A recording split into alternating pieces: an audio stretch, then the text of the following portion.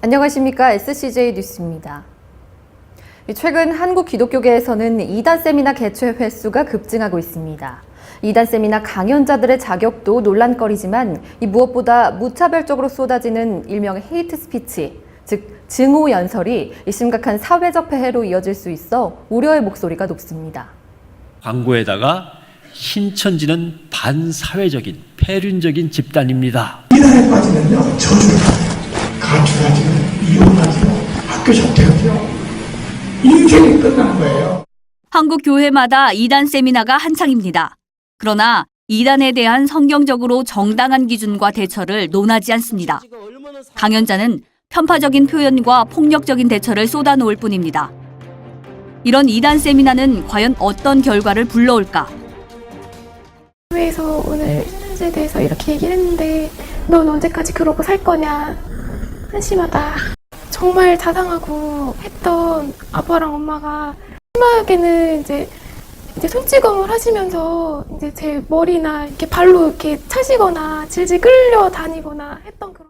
이단 세미나에서 살포되는 증오 연설은 참석자들에게 적대감과 분노를 심습니다.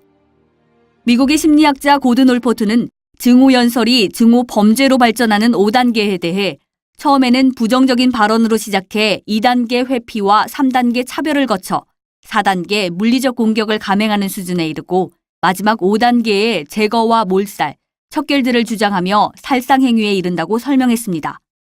이단 세미나의 악의적인 발언에 영향을 받은 한 교인이 폭행을 저지른 사실은 현재 신천지를 향한 증오 범죄가 상당 부분 위험 수준에 이른 것을 방증합니다. 근데 현재 한국 사회에서 타종교에 대해 적개심을 갖게 하는 증오 교육이 이단 세미나라는 명분 아래 이루어지고 있고, 그것이 다른 사람들의 정서나 심리를 변질시키고 폭력적 성향을 갖게 하는 정도까지 세미나 또는 교육이 이루어진다 그러면 그것은 폭력 교사 정도의 수준으로 가정과 교회, 사회를 지키기 위해 열린다는 이단 세미나. 과연 이 사회를 지키는 길이 맞는지 더 늦기 전에 돌아봐야 할 문제입니다. 얼마 전 강남역에서 발생한 묻지마 살인 사건은 전 국민의 공분을 샀습니다. 이런 가운데 신천지 교인을 대상으로 한 증오 범죄가 위험 수준에 이르러 주의가 필요한데요. 특히 여성과 아이들이 위협 대상이 되고 있어 철저한 범죄 예방책이 시급한 상황입니다.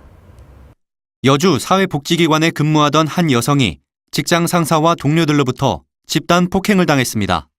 이 여성이 신천지 교회를 다닌다는 이유 때문이었습니다. 폭언과 폭행에 시달리다 심지어 목을 졸려 실신 직전까지 갔던 그는 정신과 치료를 병행한 한 달간의 입원 치료를 받아야 했습니다. 경기도 과천에서는 신천지 교인인 여성이 한 남성에게 무차별 구타를 당하여 뇌진탕 진단을 받은 일도 있었습니다. 갑자기 뛰는 소리가 들리더니 저를 붙여넣고 뒤에서 머리만 집중적으로 막 때리더라고요.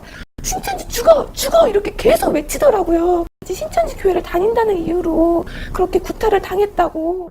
서울 동대문구의 한 미션스쿨에서는 교사가 신천지 교회에 다니는 16살 김모군의 따귀를 반복적으로 때린 일이 있었고, 인천 부평의 한 중학교에서도 재학 중인 15살 이모군이 신천지 교회에 다닌다는 이유만으로 정신적, 신체적 폭력에 시달린 일도 발생했습니다.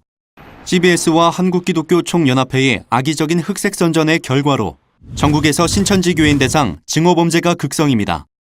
이러한 증오범죄를 경계하며 정부는 지난 2008년에 종교편향 금지법을 제정하여 공직자의 종교 편향 발언과 행동을 엄격히 규제하고 있습니다.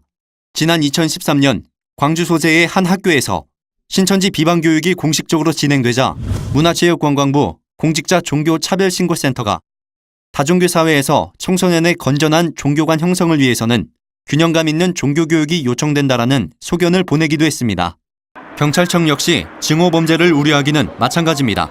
근데 종교계에서 정오심을 부추기는 것은 이런 증오범죄를 야기하는 일이고, 이러한 것은 매우 위험한 사회 문제가 될 것이라고 생각을 합니다.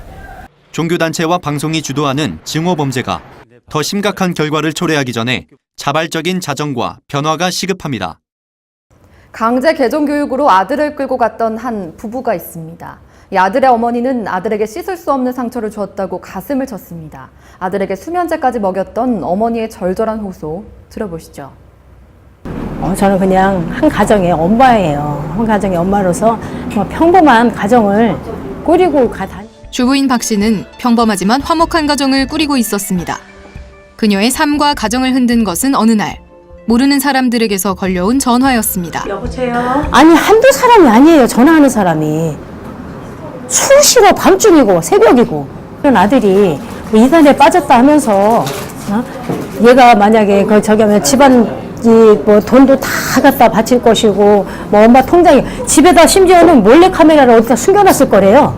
이단 상담을 받지 않으면 얘는 영원히 사람 구실을 할 수가 없다는 거예요. 개종 브로커들은 박 씨의 아들이 다니는 교회를 문제 삼아 불안감을 조성했습니다. 위험해집니다. 처음에는 아들을 믿는다고 대응했던 박 씨도 집요하게 걸려오는 전화 때문에 점차 그들에게 넘어가게 됐다고 했습니다. 개종교육 브로커들이 박 씨에게 요구한 건 두 가지. 강제 개종에 대한 것을 아들에게는 절대 비밀로 하고 수단과 방법을 가리지 말고 아들을 강제 개종 교육 장소로 데려오게 했습니다. 경호원을 사주겠다. 그래서 경호원까지 사가지고 아들한테 수면제를 먹여가지고 그 경호원하고 우리 신랑하고 둘이 붙잡아서 차에 강제적으로 태웠죠. 그러나 2단 상담, 즉 강제 개종 교육을 받게 하는 데는 실패했습니다. 우리 아들 수면제 3알 먹여가지고 내가 끌고 왔는데 이게 성공을 하지 못하니까 뭐라는 줄 알아요? 수면제를 너무 조금 먹였대요. 더 많이 먹이래요. 강제 개종 교육이 무산됐지만 모든 비용은 박 씨 부부가 부담해야 했습니다. 그때 그 경호원이 60만 원인가 요구를 하더라고요. 거기 그 원룸을 제가 얻었죠. 한 달에 그때 200만 원에 월 30만 원씩 거기에 계약을 하고 들어갔어요. 그 상담비를 50만 원을 우체국에서 냈어요. 막상 저기 하니까 다 손놔버리고 뭐 돈도 돌려줄 생각도 안 하고 뭐 그러더라고요. 한 방에 다 날린 거나 마찬가지죠. 그러니까.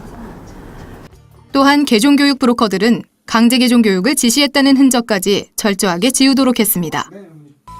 후일에 소송과 같은 법적 책임을 피하기 위해서입니다. 계약서 같은 건 안 썼죠. 그리고 그것도 근거를 남기지 말래요. 그래서 만약에 자기들이 뭘 지시를 하면 이거 다 문자도 보고서 바로 지워버리고. 그렇다면 신천지 교인인 아들에게 실제로 이상이 있었을까? 박 씨는 거듭해서 신천지 교회를 다니는 아들 자체에게는 아무런 문제가 없었다고 말했습니다. 그러나 개종 브로커들의 말에 자신도 모르게 그들에게 넘어갔다고 후회했습니다. 항상 감시해라. 걔가 무슨 짓을 하는지 항상 감시해라. 걔들 무슨 짓을 할지를 모른다. 내가 볼 때는요 전혀 아무 일 없었어요. 전혀 아무 일이 없는데 무슨 근거로 멀쩡한 가정에 그렇게 해도 되는 건지 모르겠어요. 개종 브로커들의 지시에 따른 후 박 씨는 참담했다고 합니다. 가장 신뢰해야 하는 대상은 자신의 아들인데 타인의 말을 듣고 아들에게 씻을 수 없는 상처를 줬기 때문입니다. 그렇게 아들한테 상처를 주는데도 울며 불며 엄마한테 정말 알 수 없는 그 눈물을 흘릴 때 그때는 제가 쇼를 한다고 생각했어요. 어머, 쟤는 쇼야, 쇼. 어떻게 저렇게 쇼도 잘하냐. 이렇게 생각했어요. 그 당시에는 나는 아들이 잘못됐다고 생각했기 때문에 정상적인 생활을 하기 위해서 저들이 저렇게 한다 이렇게 생각을 했어요. 그랬는데 지나고 나서 보니까 세상에 이 인간의 탈을쓰고 이렇게 할 수가 있는가. 우리 가정이 그런 피해자입니다. 그 아들이 받는, 그 딸이 받는 그 피해는 어떻게 할 거예요? 그 상처는 어떻게 할 거예요? 가족 간의 신뢰는 산산이 부서졌고 자녀의 가슴 속에는 상처만 남았습니다. 이단 상담소는 가정에 진짜 화목을 깨는 곳입니다. 오히려 가정을 파탄시킵니다. 정말 이런 일을 생각하고 있는 부모들이 있다면 제발 자녀의 말을 들어보고 해야지. 어떻게 말도 안 되는 이단 상담소라는 걸 딱 차려놓고 그 사람들 말만, 알지도 못하는 사람 말만 듣고 그거는 정말 안 된다고 생각합니다.